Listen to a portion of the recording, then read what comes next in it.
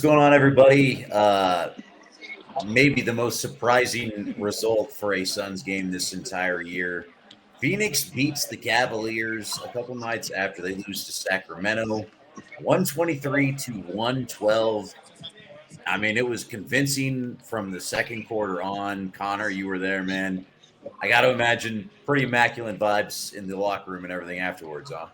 Yeah, for sure. This is honestly probably, I would say, the best win of the season. It's definitely the most complete they've looked, especially when you consider the opponent. Like the last two opponents, Toronto and Chicago.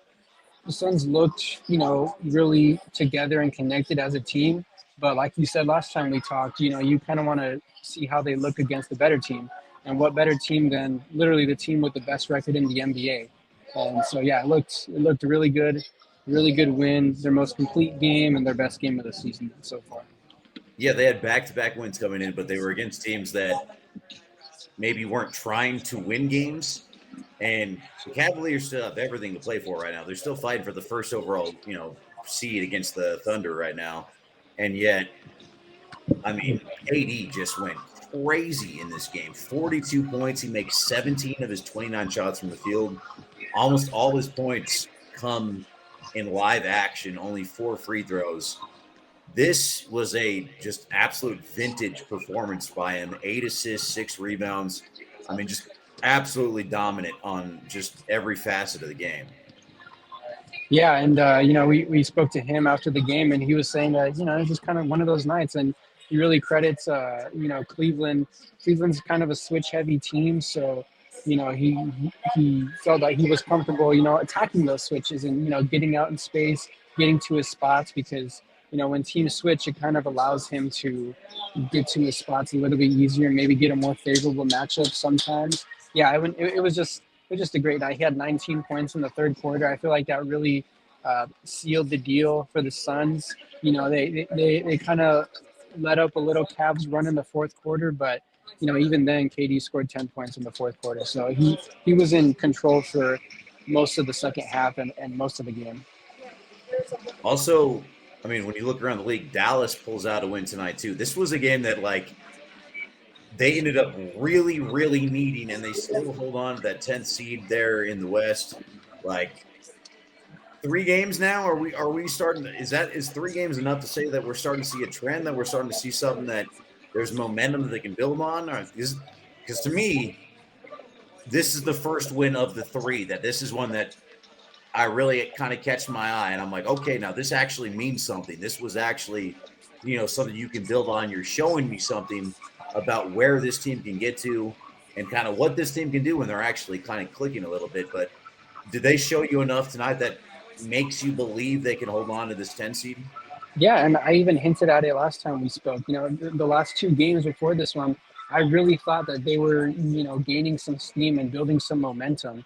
And tonight kind of just proved me right. Like, yes, the Suns are building something right now.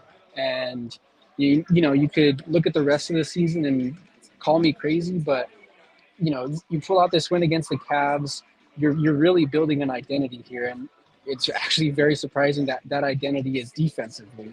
It's on the heels of, Ryan Dunn, Oso Iguodala, Cody Martin, who this is his, 4th game as a Sun, and he's already had more impact than a lot of people on the roster have had the entire season. So I'm getting convinced now. And, we talked about last time what a relative goal would be for the next 10 games. And, we were saying that 4 wins was optimistic. I think 4 wins is realistic now. And Yeah. if they do get 4 wins, it'll bode really well for the rest of their season hopes. Connor, what do you think about the rotations that you've seen the last few games here from Coach Bud? Interesting tonight. Only 8 guys play. Bol doesn't get a minute. Part of this, I'm sure the rotation has to do with the fact that they're a little limited with injuries. But he still has a few guys he could call on, and Bobo's had some good moments, and yet only 8 guys see the court. I'm normally of the belief 8 guys is normally that sweet number that you want to have in a rotation, especially in the playoffs. Regular season, maybe you open it up a little bit more, but they've played more in the past. I'm curious if there's a method to this madness of kind of shoring up the bench a little bit. Yeah, I'm really glad you asked this question because I even asked Bud about the rotations post game. I'll get to that right now. But you mentioned 8 players. Also, Iguodala played 44 minutes tonight, which is insane. Some could look Yeah. at it like oh, Bud's stubborn. He already benched Bol. He doesn't want to play Bol. But Bud was telling this post game that the reason that Oso was playing so many minutes is that he kind of has this knack for staying in the game and not getting tired, which is incredible for someone at his size. And it just kind of shows what his athletic ability is. And yeah, this rotation has come from a bunch of injuries. Nick Richards, he was a late scratch before the game. He kind of tweaked something in his calf during pregame warm-ups, and he limped off the court. So he was a late scratch. Grayson Allen was questionable. Bud said he's progressing. Bradley Beal, his reevaluation date is set for Monday. Mason Plumlee, Coach Bud also said he's progressing as well. And so I asked Bud, considering what the rookies and Colin Gillespie and Cody Martin have done and the impact that they've showed, I asked him, where do you envision that production, you know, staying or leaving once you guys are relatively healthy soon? Obviously, but if you've been around kind of the Suns media this whole season, he's not going to give you a straight up answer.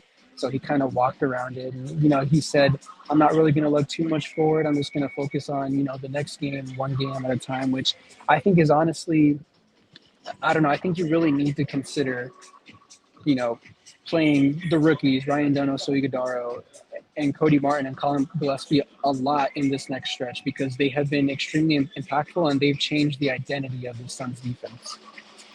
One of those guys that becomes the odd man out, Tyus Jones, who I was super high on at the start of the year. It seems like he's found a little bit of role there, though, with that kind of second unit. 16 points tonight, 6-11 from the field. I thought he played pretty well. How do you think, I guess, this new look as far as the new starters that he's been running with? Do you like the guys? Do you feel like they've adjusted to coming onto these new roles, coming off the bench? And do you like this second unit? And I guess the third part of this also is what happens when those other guys come back is the real question with Bradley Beal and with Grayson Allen, some guys that are so talented and to be completely honest, are getting paid to a certain amount that you're going to want to play them. How does that fit into kind of the rotation piece that they've been doing so far? Yeah, and you know what? I'll be straight up. Just to make this what's going to be a long answer pretty short is I don't think Tyus Jones is going to be in the rotation come playoff time if they do make the playoffs. I feel like Colin Gillespie has slid into that starting role and he's a bit more defensive minded than Tyus Jones is. You brought Tyus Jones in here to be a facilitator, and midway through the season, at this point, you just figure out, we don't really need a facilitator. Devin Booker, 10 assists, KD, 8 assists tonight. Tyus had 16 points, which is really good, and he's like you said, he's been comfortable in that role, and he's been kind of shooting the leather off the ball from the 3-point line. But I mean, what more does he bring you if he's A, not going to facilitate, and B, just going to be a liability on defense? I don't think he's going to be in the rotation come playoff time. Now, you asked me about what these rotations look like when these players comes back. I that's what I asked Coach Bud for. I wish I had a good answer, and he's obviously not going to give me a good answer. But I truly think that you need to build on this identity that you're building right now. And Bradley Beal, he makes 50 million this year. Grayson Allen, it's what, like 18 or something like that. There's going to be some tough conversations that need to be had. I still think Grayson Allen is a key rotation player, especially come playoff time, just given his skill set and his newfound strength this season. But I guess what I need to say is there's gonna have to be a tough conversation around Bradley Beal. Are you gonna bench the $50 million man with the no trade clause? Uh, I don't know, but it's looking like you need to because there's been a lot of effort. There's been a lot of intention is a word that I've been using a lot recently while Bradley Beal's been out. So it's definitely going to be an interesting conversation. I don't think anyone would doubt that he's a better scorer than Colin Gillespie or some of these other guys. But to me, it comes down to how many more scorers do you need on the court if you got Kevin Durant and Devin Booker? Like, you don't need that third option scorer. What you need is guys that can play some defense and guys that, I mean, the 3-and-D guy. You need a guy that can rim run, and Richards has kind of provided that a little bit. And then you need the 3-and-D guys. And it just feels like, I mean, I hate to say it to him, but like, it feels like this team is better when Bradley Beal is not in the rotation. It Yeah. really honestly comes down to that. Yeah, and I was thinking about it during the game. Like, imagine Bradley Beal's $50 million dispersed into 3 or 4 really good rotation players. Imagine that. Like, the Suns would be a completely different team. You know, booking KD, you just need to build around them. You don't need to bring in another star, which is a conversation that obviously we're going to have a lot, and that has been had a lot. But yeah, you know, to your point, I'm starting to see less and less of a role for Brad on this team, especially if he's not going to give any effort defensively, which is something that we've seen for, you know, a good portion of the season.